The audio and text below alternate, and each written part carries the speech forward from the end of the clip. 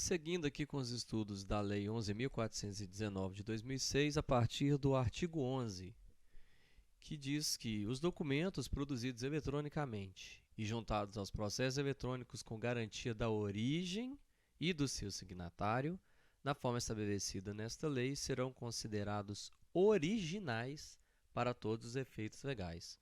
Então, a lei considera originais aqueles documentos que foram produzidos eletronicamente. Tem uma diferença que nós vamos ver aqui no parágrafo 1º. Olha, os extratos digitais e os documentos digitalizados e juntados aos autos pelos órgãos da Justiça e seus auxiliares, pelo Ministério Público e seus auxiliares, pelas procuradorias, pelas autoridades policiais, pelas repartições públicas em geral e por advogados públicos e privados, têm a mesma força probante dos originais, ressalvada a alegação motivada e fundamentada de adulteração antes ou durante o processo de digitalização. Então, a diferença entre o parágrafo 1º e o caput do artigo 11 é que aqui no parágrafo 1º fala de documento digitalizado.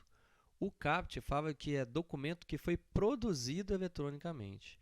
O fato dele ter sido produzido eletronicamente, ele é original. Na sua origem, ele já foi produzido eletronicamente. Diferente no parágrafo 1º, que diz que os documentos foram digitalizados. Então, esses documentos que foram digitalizados, ele era um documento físico que passou para o formato digital. Então, este documento ele tem a mesma força probante dos originais. Ele serve como prova da mesma forma que os originais, mas ele não é original. O original é aquele que já é produzido eletronicamente. O parágrafo 2º vem nos dizendo da arguição de falsidade do documento. Olha só, a arguição de falsidade do documento original será processada eletronicamente na forma da lei processual em vigor. Então, se algum documento tem ali uma suspeita de falsidade e a parte levanta essa questão, vai ser processado também eletronicamente, tá? Até mesmo a arguição de falsidade de documento também é processada eletronicamente. Parágrafo 3º. Os originais dos documentos digitalizados mencionados no parágrafo 2º, esses documentos que foram considerados falsos, têm suspeita de ser falsos, eles devem ser preservados pelo seu detentor até o trânsito em julgado da sentença, ou, quando admitida, até o final do prazo para interposição de ação rescisória. Então, o parágrafo 3º diz que aqueles documentos ali que teve uma suspeita de falsidade, que eles estão sujeitos a essa arguição de falsidade, eles têm que ser preservados pelo detentor do documento até o trânsito em julgado da sentença. Ou então, se for admitida a ação rescisória, tem que esperar até acabar o prazo dessa ação rescisória. Então, depois do trânsito em julgado, mais 2 anos ainda, o prazo para interposição de ação rescisória. No parágrafo 5º, os documentos cuja digitalização seja tecnicamente inviável, devido ao grande volume ou por motivo de ilegibilidade, deverão ser apresentados ao cartório ou secretaria no prazo de 10 dias. Veja bem, 10 dias corridos, não fala dias úteis. Então, são 10 dias contados do envio da petição eletrônica comunicando o fato, os quais serão devolvidos à parte após o trânsito em julgado. Então, a pessoa entra com processo eletrônico e tem uma quantidade de documentos absurda que fica inviável a digitalização.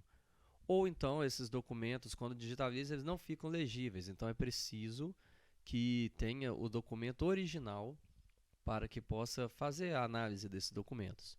Então, nesse caso, a parte interessada tem 10 dias desde o envio da petição para levar esses documentos físicos ao cartório ou secretaria. E no final da ação, após o trânsito em julgado, esses documentos são devolvidos à parte. Diferente que nós vimos anterior, quando não tiver jeito de fazer a citação, a intimação ou a notificação de forma eletrônica, nós vimos que ela pode ser feita pelas vias ordinárias.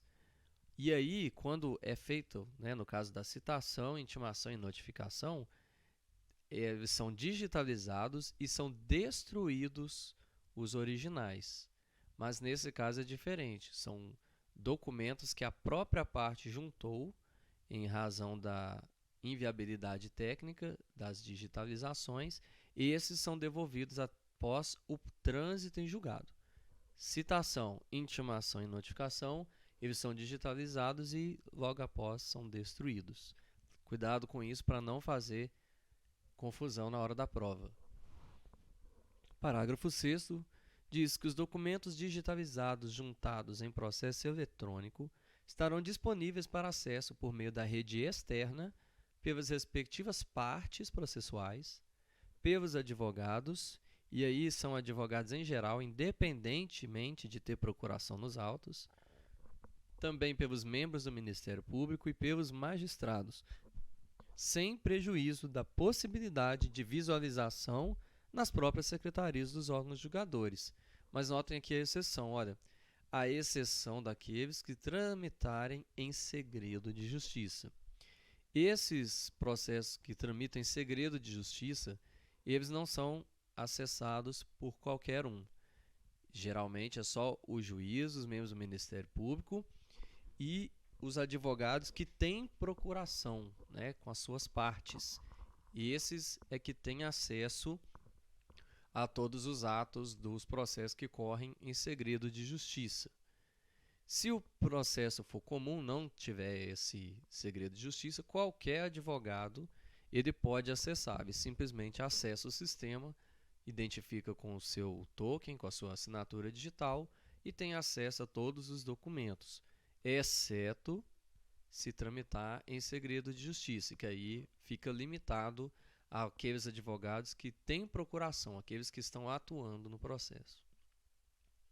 O parágrafo 7º nos diz que os sistemas de informações pertinentes a processos eletrônicos devem possibilitar que advogados, procuradores e membros do Ministério Público cadastrados, mas não vinculados a processo previamente identificado, acessem automaticamente todos os atos e documentos processuais armazenados em meio eletrônico, desde que demonstrado interesse para fins apenas de registro, salvo nos casos de processos em segredo de justiça.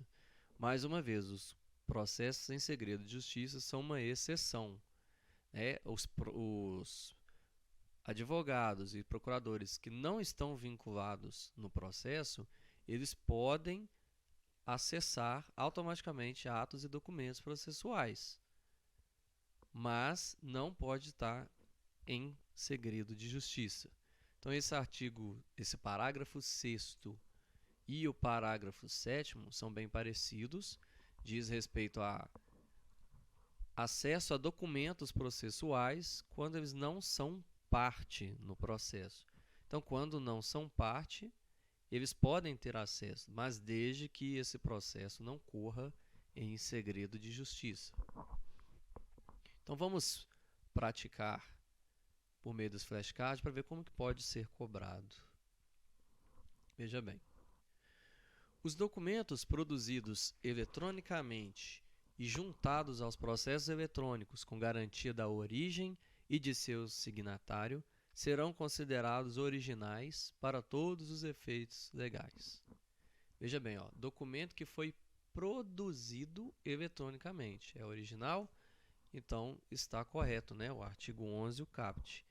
Está escrito aí, ó, documentos produzidos eletronicamente, então são originais. Seguindo. Em qualquer hipótese, os extratos digitais e os documentos digitalizados e juntados aos autos pelos órgãos da Justiça e seus auxiliares, pelo Ministério Público e seus auxiliares, pelas procuradorias, pelas autoridades policiais, pelas repartições públicas em geral e por advogados públicos e privados, têm a mesma força probante dos originais. Nós vimos que essa afirmação ela está falsa, porque não é apenas, não é em qualquer hipótese, né? Tem uma exceção que é ressalvada a alegação motivada e fundamentada de adulteração antes ou durante o processo de digitalização. Então, via de regra, geralmente, né, os extratos dos documentos digitalizados têm a mesma força probante, exceto se houver alegação motivada e fundamentada de adulteração. Nesse caso, né, nós vimos que haverá uma arguição de falsidade. Então, nesse caso, não terá a mesma força probante que os originais. Mas, em regra geral, tem. Próximo. A arguição de falsidade do documento original será processada eletronicamente na forma da lei processual em vigor. Essa afirmação está correta. Nós vimos que, mesmo a arguição de falsidade, ela também é processada eletronicamente. Na arguição de falsidade, os originais dos documentos digitalizados deverão ser preservados pelo seu detentor até o trânsito em julgado da sentença, ou, quando admitida, até o final do prazo para interposição de ação rescisória. Essa afirmação também está correta, nós vimos isso, né? Que quando tiver arguição de falsidade, os originais têm que ser preservados até o trânsito em julgado, ou, se for admitida a ação rescisória, até o final do prazo para sua interposição. Está correto, de acordo com o parágrafo 3º do artigo 11. Os documentos cuja digitalização seja tecnicamente inviável, devido ao grande volume ou por motivo de ilegibilidade, deverão ser apresentados ao cartório ou secretaria no prazo de 10 dias, contados do envio de petição eletrônica comunicando o fato, os quais serão devolvidos à parte após a publicação da sentença. Essa afirmação está correta? Não, né? O prazo está correto, 10 dias. Porém, esses documentos serão devolvidos após o trânsito em julgado e não após a publicação da sentença. Tem que ser após o trânsito em julgado. Preste atenção nisso. Novamente, olha. Os documentos cuja digitalização seja tecnicamente inviável, devido ao grande volume ou por motivo de ilegibilidade, deverão ser apresentados ao cartório ou secretaria no prazo de, nós vimos aqui agora, né, contados no envio de petição eletrônica comunicando o fato, os quais serão devolvidos à parte após o trânsito em julgado. Então, o prazo nós vimos que é de 10 dias corridos, né? Não é dias úteis, são 10 dias corridos. Seguindo. Os documentos digitalizados juntados em processo eletrônico estarão disponíveis para acesso por meio da rede externa, pelas respectivas partes processuais, pelos advogados, desde que tenham procuração nos autos, pelos membros do Ministério Público e pelos magistrados, sem prejuízo da possibilidade de visualização nas secretarias dos órgãos julgadores, à exceção daqueles que tramitarem em segredo de justiça. Tem um detalhezinho aqui que torna ela incorreta, né? Porque os advogados eles podem ter acesso aos documentos processuais independentemente de procuração nos autos. Somente se o processo correr em segredo de justiça é que ele vai precisar ter procuração já estabilitada nos autos para ter acesso aos documentos. Então, o erro aqui da questão está justamente falando que os advogados têm que ter procuração para acessar documentos, né? Salvo segredo de justiça, aí não tem jeito, aí ele realmente vai ter que estar habilitado nos autos com a devida procuração para ter acesso.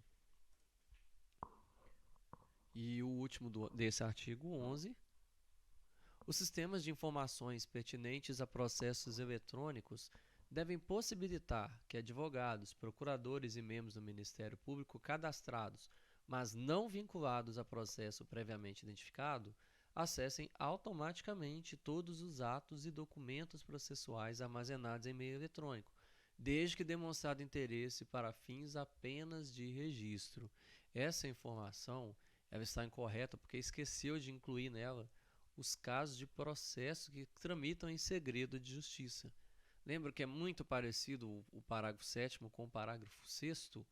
Né? Em ambos os casos, se houver segredo de justiça, as partes só poderão ter acesso a esses documentos se eles estiverem devidamente habilitados e cadastrados no processo. Como a afirmação aqui ela generalizou, ela não trouxe essa exceção, então ela está incorreta. Mais ou menos 14 minutos, vamos parar por aqui. O próximo vídeo vem trazendo os últimos artigos para a gente encerrar o estudo da Lei 11.419. Valeu, até a próxima.